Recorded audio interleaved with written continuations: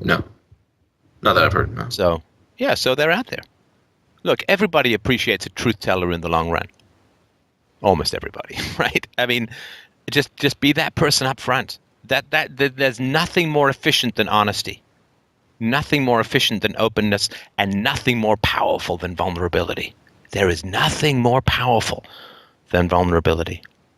Because vulnerability reveals everyone in your life who will abuse power immediately and almost irrevocably. There's nothing weaker than hiding your vulnerability, because it means it's a refusal to stare at those who will abuse power and see them for who they are, which means that they still have power over you and they still have control over you. Nothing is stronger than vulnerability. Nothing is more clarifying than vulnerability. Nothing is clearer than vulnerability. And if you hide who you are just making a tombstone of your everyday actions, because you don't exist in hiding, and you're letting the past rob you of marriage and children. I had to lie to my mom. I couldn't be who I was with my mom, so that's all I'm ever going to do. Well, that's letting the bitch win. No. She had her life. She had her kids. You have your life. You have your kids. Exercise the power of vulnerability. Vulnerability breaks the past for we victims, because we couldn't be vulnerable when we were children, because we had no choice. We had no voluntarism. We had no freedom. Well, we can be vulnerable as adults. That is a fundamental recognition that the world has changed, that we no longer live in the past. The world has changed. When you are vulnerable, you are signaling to your system that the past is over and done, that you're no longer a victim, you're no longer trapped in a destructive and abusive environment. Vulnerability means it's over, it's done, war is over, we're home. Ticker tape parades is done, we're settling down. But if you continue to use the same defenses that you had in the past, all you're telling your whole body is that the past is not over. Be vulnerable, be honest, be open, show your heart. That's the best way of telling your heart that the tigers are no longer in the grass. Does that make sense at all? It does make sense. It conflicts with a little bit of macho pride, but I know you're right. You only think that because you still don't get how the vulnerability is the strength. No, macho pride is I want that which is powerful for me in my life. I want that which gets me what I want. I want that which gets me power. And I'm telling you, just take it for a spin, man. Vulnerability and openness will get you what you want in your life. Vulnerability and openness will get you exactly what you want in your life. And hiding will only get you the feeling of being prey from here to the end of your life. Those in power can be vulnerable. Those without power, right? The slave cannot cry when he's tired. The slave must always be smiling and empty. No vulnerability is possible to those at the bottom of the food chain. You never show your weakness when you are in the power of abusers. A lack of vulnerability is a sign of being low on the food chain. Really? Yeah. Absolutely. Absolutely.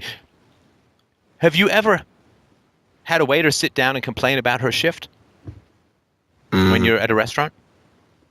No, because they're there to serve you. They don't have needs. They don't have vulnerabilities. They don't have preferences. They're just there to serve you. Ever have a comedian come out and say he's having a really shitty day and complain about everything? No. His job is there to entertain you. He can't have vulnerabilities. Well, comedians, they'll make a joke out of it, though. No, but that's not being vulnerable. That's converting it to a joke. Right, but leaders don't go to... Oh, leaders are slaves, though. God. Of course leaders don't cry. Leaders are slaves to the delusions of the masses. I mean, God, we don't think they have power. They just have force.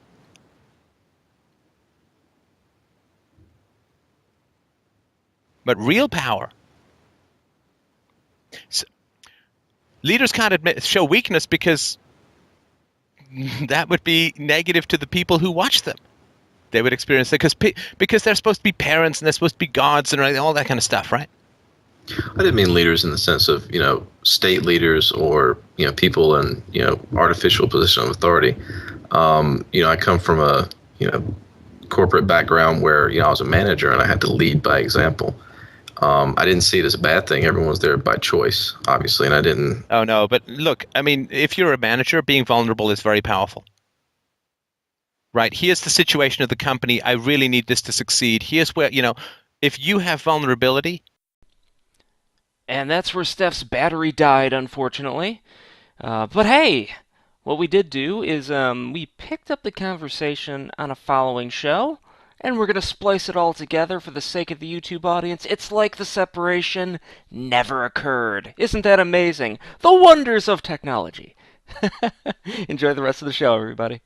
All right. Well, up first today is Wes, who you may remember from the show last Saturday when Steph's battery died midpoint in the conversation. So I'll just give a brief recap of what was being talked about, and then you guys can pick up where you left off. Oh, sorry. And can I just mention, Steph's battery dying is often Convenient, associated huh? with listeners getting the upper hand in a conversation. So just for those of you who are suspicious, your suspicions are extremely well-founded. Good for you. All right, it was a conversation about honesty when dating and the most efficient way to potentially find the right woman. Steph pointed out some possible white knighting for women because Wes wouldn't be completely honest due to a supposed weakness on their part, adjusting his behavior to accommodate their fragility. It ended with Steph saying vulnerability was a strength, but there was disagreement on that. A lack of vulnerability is a sign of being low on the food chain, and Wes asked, really? Leaders don't express vulnerability?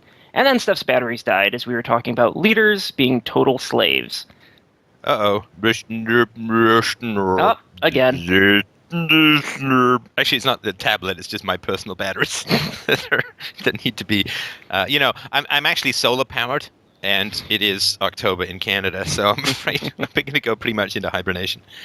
So, yeah. So you sort of feel like political powers and so on, political leaders and those in authority don't show vulnerability, don't show weakness, and that makes them like kind of alphas. Is that right? I want to make sure that we differentiate between leader and ruler. Obviously, I'm not for rulers, as I know you're not either. But leadership, which is something I have a tiny bit of experience in, I understood what you were saying about in the case of if you're in a business sense where you're vulnerable to your employees or the people that are working with you on a project or something like that. Like, hey, we got to get this done. We're under a lot of pressure. I like that example of showing weakness, but I think we really have to define weakness as what do you? No, I didn't say weakness. I didn't say weakness. Oh, vulnerability. Sorry. Vulnerability. Okay, Hey, yeah. come on. You're right. Give me a fair fight here. I'll give you another example, which I mentioned to Mike after the show. Oh wait, after my batteries had recharged. But so I mentioned this to Mike. So when I was after I finished my master's at University of Toronto, I mean, oh god, it was a horrible recession. I mean, just brutal. Like, I mean, I couldn't get a job as a waiter. I couldn't, like, oh man, it was rough. And I was like weeding gardens, doing odd jobs, like just anything.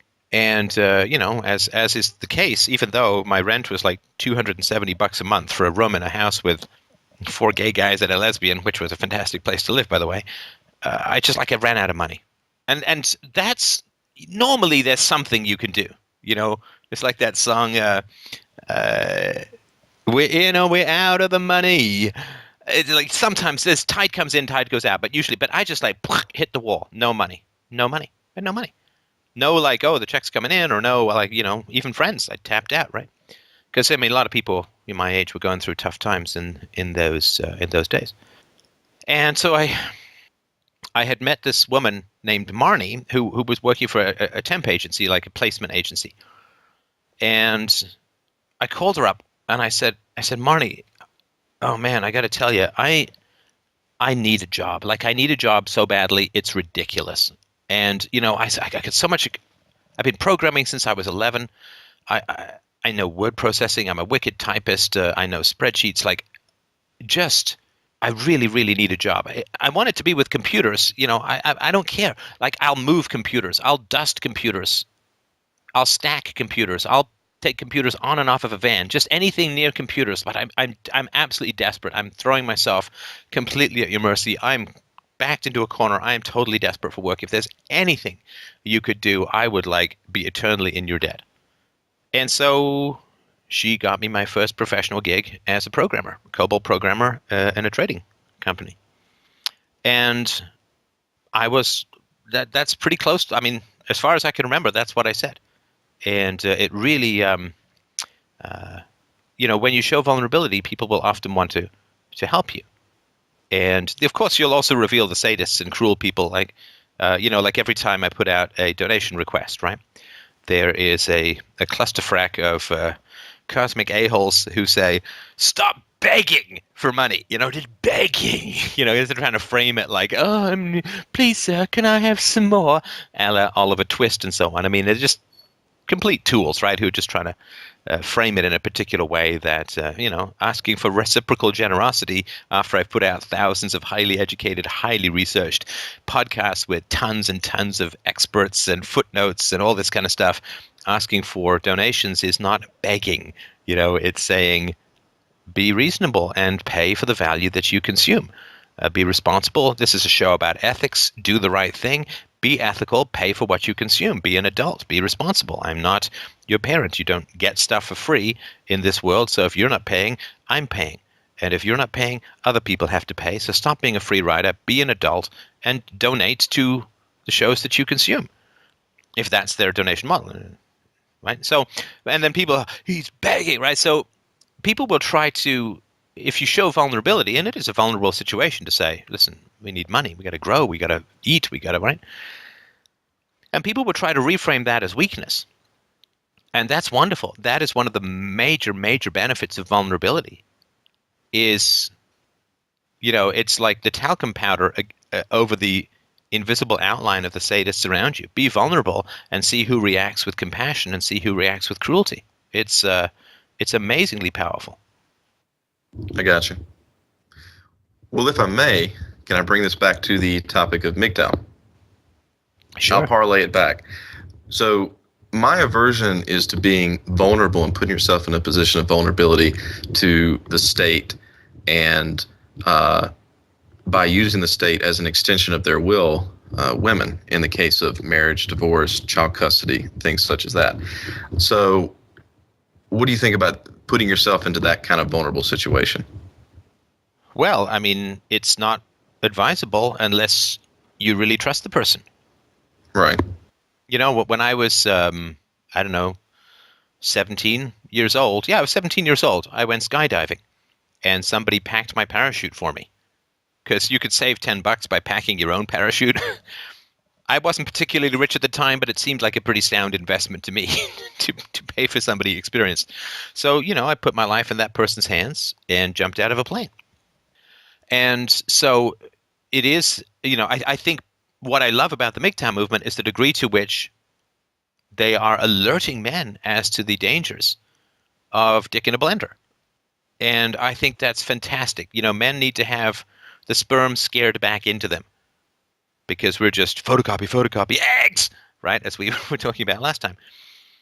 And so I think it's fantastic that they're pointing out, look, if I understand the sort of argument correctly, it's something like this, very briefly. Would you go into a business which would have you in debt for hundreds of thousands of dollars for the next 20 years of your life if it had a 50% chance of failure, and there was a 60 to 70% chance, if the business did fail, that it would be your business partner who would initiate it, even over your strenuous objections? And people would say, well, no, that's really not a very good thing. When I was starting my business, I remember signing personal guarantees for not hundreds of thousands of dollars, but some significant coin, and it was pretty alarming. But at least I had partners with me, and we had skills and sales abilities and coding abilities, so we were able to continue to grow the business. That's pretty alarming. But if you look at marriage as a business venture, which it kind of is, because it involves so many assets and so many potentially lawyers and law courts and laws. So if you look at business as a potential marriage, rather than the sort of male fantasy of photocopied honeymoon sex from here to infinity till your penis is worn down to a tiny piece of shrapnel that then explodes into your nuts with lawyers attached. If you look at marriage as a business venture, which is what the state turns it into, then you need to be very aware and very serious about the odds. And I am for anything which raises our moral expectations of our romantic partners. I'm totally keen. That's why I hate the welfare state. The welfare state deteriorates our expectations of virtue, particularly female to male, right? Women can go for the hot guys because they've got the state and the betas to back up the financial problems that the hot guys create.